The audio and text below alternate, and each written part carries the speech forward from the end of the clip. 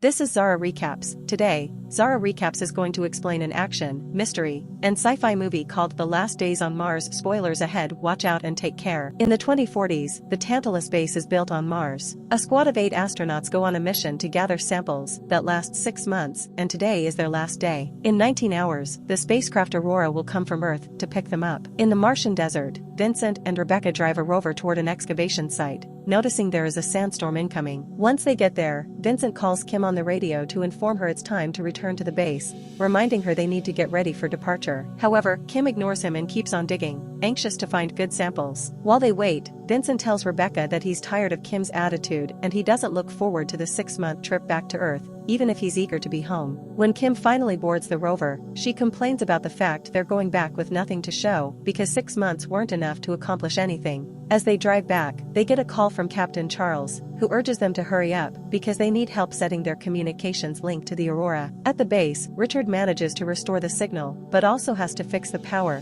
which has been in suffering because of the storm. Meanwhile, Marko asks Charles for a last trip to the excavation site because he needs to fix a broken gamma sensor. Charles is hesitant but eventually agrees, saying him to take Richard too and to return before dark. When the trio comes and sees Marko and Richard leaving, Kim complains because it isn't fair that she was forced to come back while the guys get to leave again. On the way to the site, Richard is shocked to learn Marko lied. They aren't going to fix anything. They're going to pick a sample of something called microscopic anomaly. Back at the base, Vincent repairs the cooling system while chatting with psychologist Robert. He's noticed the approach trajectory of the Aurora and thinks it looks like drunk driving. Meanwhile, Kim checks Marko's workstation to find his real purposes behind the trip and discovers an image of cavities on a rock. Rebecca points out that the cavities seem to be microbial borings, and when they look at the sample under the microscope, they find signs of bacterial cell division. This means Marko lied because he refuses to share the credit. Angry, Charles calls Richard and Marko to announce the excavation site is now off limits. However, Marko tells Richard to pretend that he didn't hear Charles because of the corrupt signal. Then Marko takes a soil sample from the dig site, and as he takes a closer look, the ground under him begins shaking and suddenly collapses, affecting Marko to get stuck underground. Richard rushes out of the rover to help,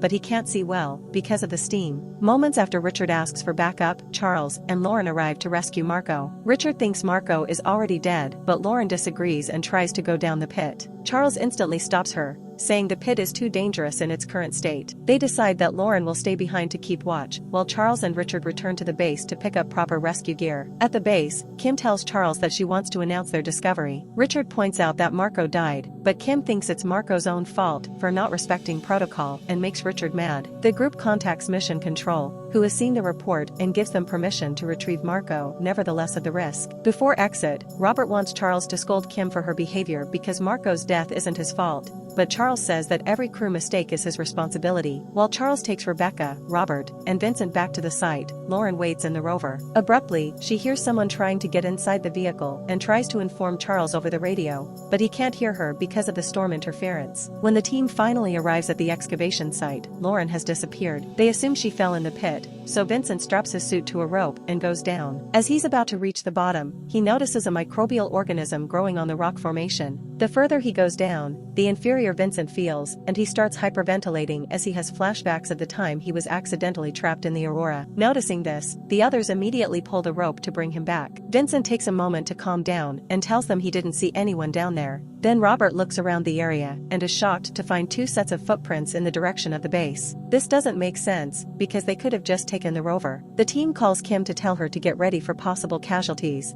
and in return Kim points out that if Marko's suit is damaged, he could be suffering from brain damage due to oxygen deprivation. At that moment, Richard checks the tracking system and sees 2 figures 50 meters away from the base. As Kim tries to start contact with them on the radio, Richard goes to the airlock to let them in. At the same time that Kim sees a strange figure slowly making their way to the base, Richard opens the airlock and Marko falls to the ground, revealing a hole in his helmet. Richard helps him take it off, but steps back in shock when he sees Marko now looks like a zombie. Suddenly, Marko stands up and grabs an electric drill to attack Richard, stabbing him in the gut. Richard falls, but manages to move enough to trigger the alarm. Kim rushes to the airlock, but as soon as she sees Marko, she runs away to hide in another room. Soon Lauren reaches the airlock too, revealing she's also infected. Richard struggles with his pain and manages to run into another room, locking the door after him. Lauren goes after Kim instead, who starts fighting the creature the best she can considering she's no soldier. Soon Marko joins her, and Kim uses every object in the room to defend herself. One of the creatures gets distracted by drinking some liquid on the floor, so Kim knocks the other down and runs, locking this door as well. Before passing out, Richard manages to say Mayday on the radio. When the others come back, Charles says them to wait outside while he investigates, finding a complete mess inside. He finds Kim as Marko starts breaking down the glass door, so Charles orders her to get in a suit while he tries to hold the creatures off. Soon Marko gets out and Charles tries to reason with him, but it doesn't seem that the infected brain understands words. Once she's suited up, Kim leaves the base and Charles runs to the airlock. On his way out, the infected astronauts catch up to him and stab him on the shoulder. After some struggle, Charles goes out and reunite with the others. They disable the door to trap their sick friends and Vincent complains, but Kim displays him the creatures' faces while pointing out they aren't humans anymore. The group runs to hide in the greenhouse dome and Rebecca tries her best to treat Charles's wound even though she isn't a doctor. Charles recognizes that he's dying and gets sad because he can't remember what his family looks like, so he asks the crew to tell his family that they were in his thoughts. Suddenly, Charles grabs Robert by the neck, so the others have to pull him back and try to calm him down. A desperate Vincent holds him down until Charles has trouble breathing. Then Charles says the crew they'll never see home and passes out. Vincent thinks he's dead, but Kim immediately ties Charles to the table in case his body reanimates like Marko and Lauren. Upset by the sight, Vincent covers the body with a blanket. While discussing what to do, Vincent looks under the blanket and sees the infection spreading. Moments later, they hear an explosion outside, so they look at the monitor to discover that the infected astronauts have escaped by using an explosive on the airlock. Soon they make it to the dome and start beating on the door at the same time Charles's body shakes for a few seconds. The crew wants to contact the space station but the comms are down, so Vincent volunteers to go through the oxygen pipe to get back to the base and fix the system. After Vincent leaves, Rebecca takes a sample of Charles's blood and found that he's infected too. Minutes later, Vincent stops crawling because he is having a panic attack as he's haunted by the memories of his accident at the space station. On the radio, Rebecca helps him calm down by saying everyone in the team is as afraid as he is. When he finally reaches the base, he finds blood all over the place, but still gets down to work. Back to Rebecca, she wonders if antibiotics could neutralize the bacteria and injects Charles with a solution. Charles's body instantly starts shaking and contorting, so Rebecca thinks he may be fighting the infection. However, Kim points out that the movement is just the body's reflexes having a natural reaction.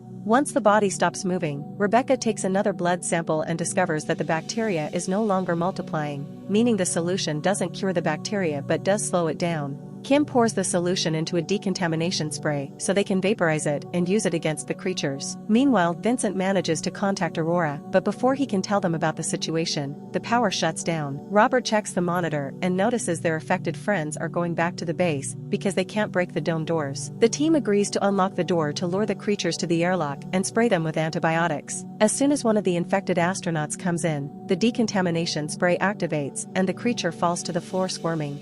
Unfortunately, Rebecca then notices that the effect is only temporary because the bacteria is starting to develop resistance to the medicine. Vincent is making his way to fix the power only to come across an infected Richard, but he doesn't vacillate to repeatedly bash Richard's head with his flashlight. No matter how hard he hits, the creature won't go down, so Vincent runs to the oxygen pipe and crawls back. He asks Rebecca to open the panel while warning her he didn't seal the other end of the pipe. The others put on their helmets before pulling Vincent out. Then Kim grabs 2 bottles of antibiotics and throws them at Richard, who isn't held back. Vincent and Rebecca run to open the airlock, hoping to escape. At that moment Robert notices that Charles's body is starting to reanimate, so he runs to and locks the door behind him, leaving Kim with to die under the creature's attack. When he joins Vincent and Rebecca, he just says them Kim didn't make it. In the airlock, the creature they sprayed before is starting to wake up, so Robert kicks it a few times in fury. Then the trio finally opens the airlock and runs away. But on their way out, their infected friend stabs Rebecca in the leg with scissors. Fortunately, the crew is fast enough to reach the rover and Vincent injects Rebecca with an antibiotic, hoping it'll help her body fight the bacteria. The group leaves in the rover, but after a few moments, they understand they don't have enough power to reach the landing site. They'll have to walk there, which Rebecca can't do because of her wound. Vincent thinks they should take Rebecca to the base to treat her injury, but Robert thinks they should leave her behind because she's infected. Rebecca points out Robert may be infected too because Charles gripped his neck, but Robert changes the subject. He remembers there's another rover at the excavation site, so they head there instead. Once they reach the right spot, Robert makes his way to the other rover on foot and then contacts Vincent on the radio, telling him to leave Rebecca. Vincent declines, so Robert gets away alone. Vincent comes out to stop him, but it's too late. To make matters worse, he sees that the infected ones have been following them and are getting closer. Thus Vincent and Rebecca drive the rover through the sandstorm in hopes of losing them. Vincent thinks they'll have sufficient power to get to the landing site in the morning once the sun charges the rover's batteries. Meanwhile, the Aurora departs from the space station and heads to Mars. In the morning, Vincent wakes up and discovers a message from the space station, informing them a rescue team is on its way. Vincent tries to respond to the message, but the space station can't hear him. Then he realizes that Rebecca left the rover, so he begins following her footsteps. Eventually he finds her, but Rebecca tells him to stay back because she can feel the infection already taking effect. Desperate to save her, Vincent runs to her anyway, so Rebecca removes her helmet and dies of suffocation. In just a few minutes, her body reanimates and attacks Vincent, who fights her to restrain her. Rebecca requests him to end things for her, so Vincent chooses mercy and bashes her head with a rock. Moments later, Vincent sees the Aurora approaching, so he runs to the landing site. Unfortunately, there also are 3 creatures heading there, so Vincent tries to warn the Aurora not to open the hatch, but they can't hear him because of the storm intrusion. As soon as the rescue team comes out, the creatures attack them and kill them, and their screams of terror can be heard by Vincent on the radio. He still keeps going and finds the creatures feeding on the rescue team, but at least they don't notice him. There's also a body rotting in the most awful of states. Then Vincent enters the ship, and after locking the door, he finds Robert in the cockpit. He's still self-aware, yet Vincent can already see signs of infection and tells they can't risk taking the bacteria to Earth. Robert quickly attacks him and a fight ensues, during which Robert stabs Vincent's helmet. Then Robert tries to fly the ship, but Vincent takes the knife and stabs him back. As the ship starts flying on its own and shakes awfully, the men continue fighting and Vincent repeatedly headbutts Robert until he stops moving. Next he takes off his helmet stained with Robert's blood and opens the hatch, sending Robert's body out into space. During the few seconds in which he struggles to breathe, Vincent imagines Rebecca comforting him. Afterward, Vincent sends a message to the station to inform them everything that happened. He knows there's a chance he's infected, so he explains his plan to crash the ship on Mars as soon as he notices any symptoms. The Aurora continues to fly while he waits for a response, and movie end. Likes the video and subscribe to channel for more amazing sci-fi recaps. Thanks for watching.